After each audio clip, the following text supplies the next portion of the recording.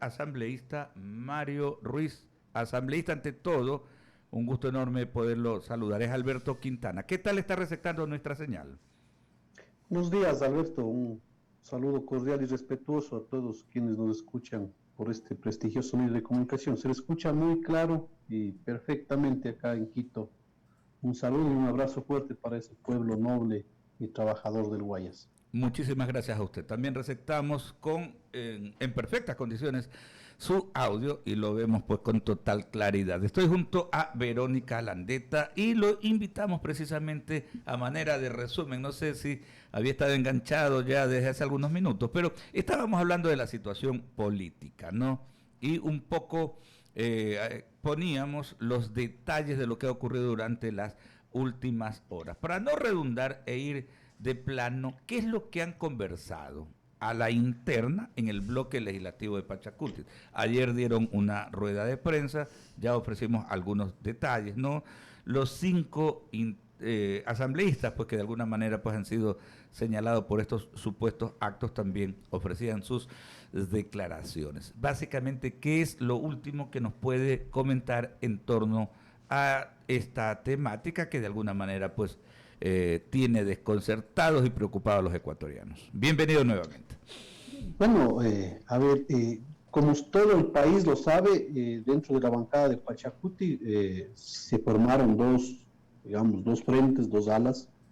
La una un poco más, digamos, progresista, pegada a los principios ideológicos del Pachacuti y de la CONAI, del proyecto político, y la otra ala que estaba más apegada siempre a la presidenta de la Asamblea Nacional y del gobierno nacional. Los 5 asambleístas que han sido denunciados son precisamente de esa ala, y nosotros como oposición de nuestro sector, de la CONAI, inclusive de los sectores populares de las organizaciones sociales, hemos dicho, a ver, bueno, no vamos a tapar y socapar a nadie aquí. Si hay las pruebas y el presidente de la República tiene las pruebas de lo aseverado, de que los asambleístas le solicitaron recursos económicos para votar por la ley de inversiones, a ver, con esas pruebas tiene que iniciarse el proceso en el Comité de Ética de la Asamblea Nacional para que estos asambleístas se vayan a su casa. Así de simple, así sean de Pachacuti. Y dentro de las filas de Pachacuti, el Comité de Ética y Disciplina debe tomar las cartas en el asunto y también proceder al proceso disciplinario que tiene que haber. Somos claritos nosotros. Si hay las pruebas de lo aseverado por el presidente de la República. Y si no hay las pruebas, entonces obviamente tienen que tener derecho a su honra, a su reputación, a su buen nombre, y ellos sabrán actuar como tiene que actuarse. Y desde la Asamblea Nacional nosotros también exigir al presidente de la República que no hable nomás y no suelte la boca porque por así nomás. Claro, es lo justo, ¿no? Es lo justo, digo, ¿no? Pero entonces estamos hablando ahí de 3 instancias, ¿no? Porque una cosa es lo que haga el Ministerio Público, la Fiscalía General del Estado. Ese es un tema. Ese es punto aparte. Eso es punto aparte. Ya sabrá cómo actuar. Claro, institucionalmente entonces en la Asamblea, por un lado, el Comité de Ética, claro, nos estábamos olvidando, el Comité de Ética, y aparte ya a la interna de Pachacuti, como entidad política también ya el otro tema disciplinario. Entonces estamos hablando de 3 instancias, ¿no?, en las cuales se tiene que ventilar esto, y lo importante, lo anotábamos hace un momento, sin presiones de ninguna naturaleza, sino que quien ha dicho que ha ocurrido esto, que lo pruebe, quienes han sido señalados, que presenten el descargo respectivo, y listo, eso es lo que se debe hacer, ¿no? Así es, y el tema aquí es que nos preocupa bastante, en sobremanera, la forma en la que actúa el presidente de la República. El presidente de la República no es que él también, todo lo que él, porque es presidente de la República, yo puedo decir, Juan Piguave robó y listo, y es prueba lo que yo digo. No, señor, tengo que presentar las pruebas, por más presidente de la República que sea.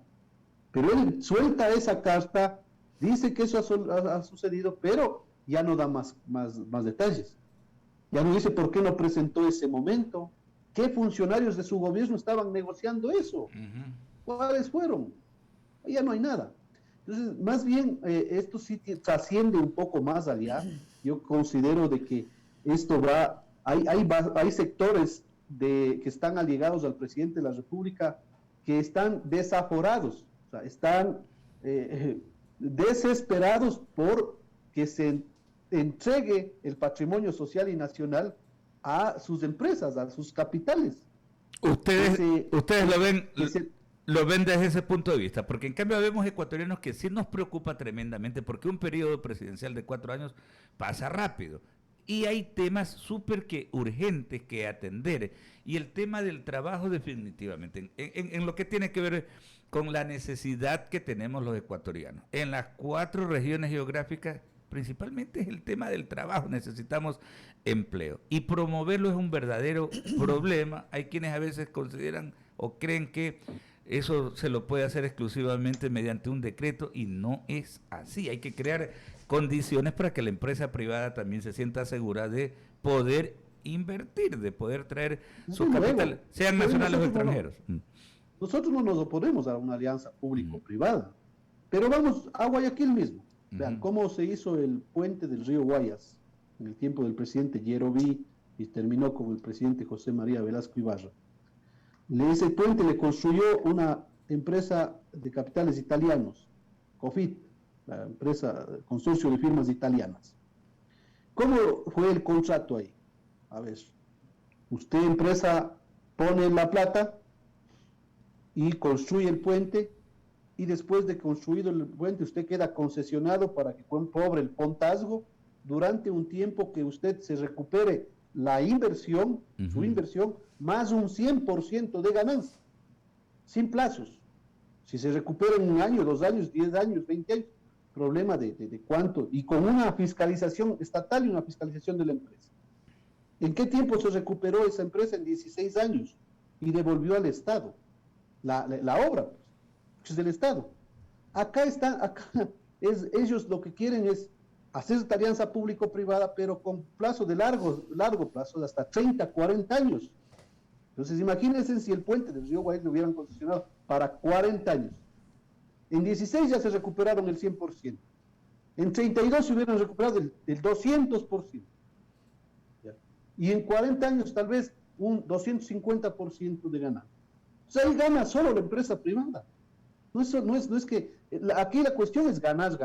Correcto. Ganar la empresa privada y ganar el Estado. Claro, en los espacios donde el Estado no tenga los recursos económicos, eso, que venga la empresa privada, pero sin voracidad. No, totalmente de acuerdo en eso, porque tampoco no se puede pues coger y firmar, suscribir cualquier cosa y que se queden eternamente, o sea, una empresa privada, sea nacional o extranjera, se quede pues beneficiándose de esa inversión, porque está bien, o sea, el inversionista tiene que recuperar su inversión y tener una utilidad, pero ojo, no, una cosa es eso, obtener una utilidad, y otra cosa es que con voracidad alguien quiere estar eternamente explotando ese recurso o esa obra. Ahí estamos totalmente claros. Permítame un momento, Verónica Landeta tiene otras inquietudes para seguir con este diálogo dinámico con el asambleísta de Pachacuti, Mario Ruiz. Así es, asambleísta Ruiz, un buen día. Hoy tienen decidido sesionar, ¿es verdad?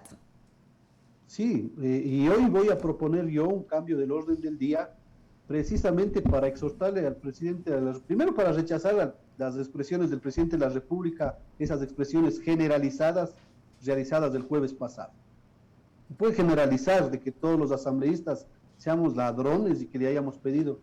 Yo, por lo menos, Mario Ruiz, jamás me he reunido con un ministro, nunca. A mí me han pedido reuniones, varios ministros. Ya. Yo les he dicho, vean, señores, yo no... con los ministros no me reúno. Ustedes quieren hacerme llegar algo oficialmente mediante carta, igual yo, y listo. Entonces, ustedes van a presentar esa moción hoy, de que el presidente vaya a la asamblea y... No, nosotros, en la carta, en el exhorto, yo estoy pidiendo primero el rechazo de la Asamblea Nacional, porque tiene que haber una posición de la Asamblea Nacional como institución. No puede decir que salga quien quiera y diga lo que sea de la Asamblea Nacional. ¿Por qué? Porque es precisamente lo que está pasando eso. Hoy el catalizador, el poder que está siendo contrapeso del Ejecutivo para que no sea dictados, es la Asamblea Nacional, lo que tiene que haber en todo Estado democrático. ¿Qué es lo que pretenden ellos?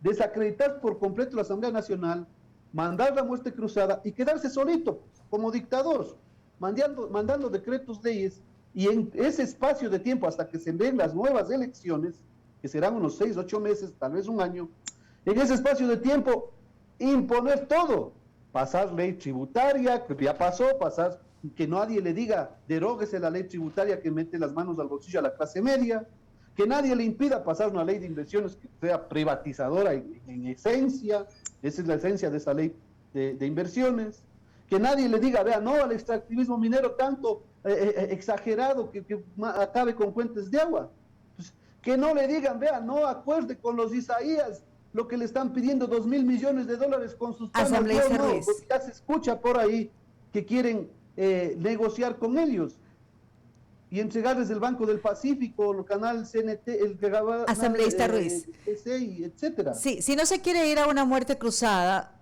¿cómo van a zanjar ustedes la disputa con el presidente de la República, con el representante del Ejecutivo? ¿Cómo zanjan? ¿Cómo llegan a un diálogo? ¿Cómo volvemos a retomar ese camino? Tenemos miedo a una muerte cruzada. Tememos porque después de una muerte cruzada el presidente se convierte en dictador y empieza a entregar todo lo que esté a su paso. La voracidad que tienen estas empresas transnacionales y todo el sector que está con él va a venir sobre el país. ¿Y a dónde se va a trasladar el contrapeso democrático que tiene que haber? No a la Asamblea Nacional, a las calles. Pues. Porque el pueblo ecuatoriano no es un pueblo tímido que se ha quedado callado.